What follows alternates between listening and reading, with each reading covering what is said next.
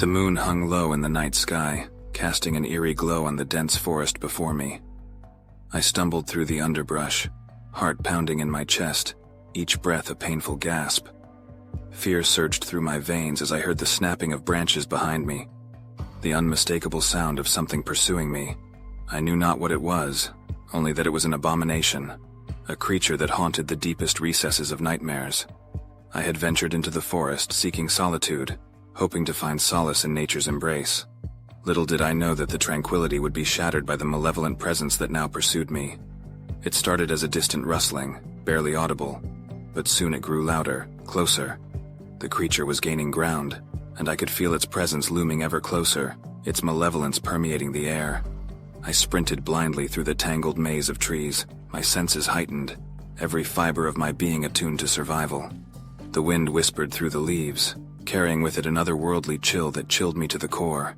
Sweat drenched my brow, my legs burned with exhaustion, but I pushed on, driven by the primal instinct to escape.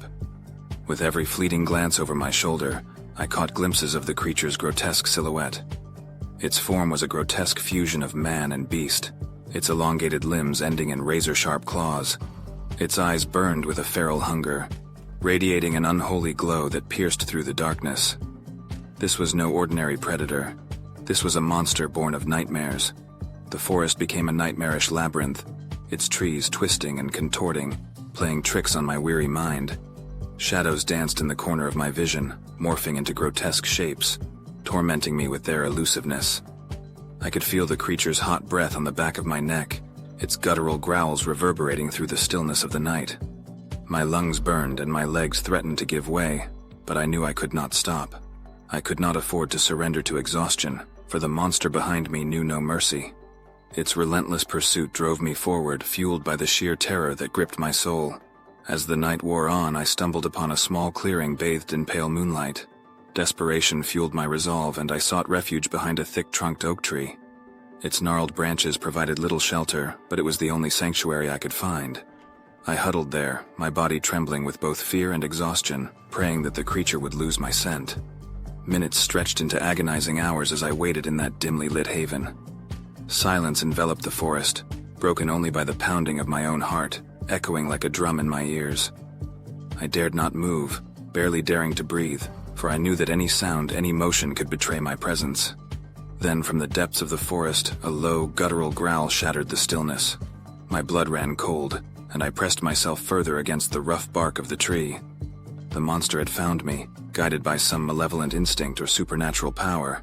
It circled the clearing, its growls growing louder, more menacing. In the depths of my despair, a sliver of hope flickered within me.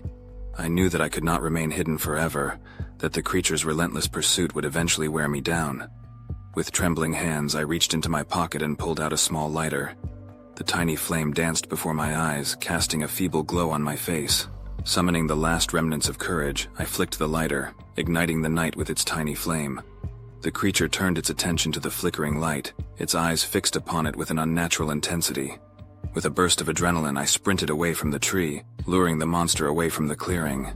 Through the forest I ran, my heart pounding, the sounds of pursuit fading behind me. I knew not if I would survive this night, but at that moment I embraced the wild chaos of life. For in the face of true horror, the human spirit shines brightest, a flickering flame in the darkness, defiant and unyielding.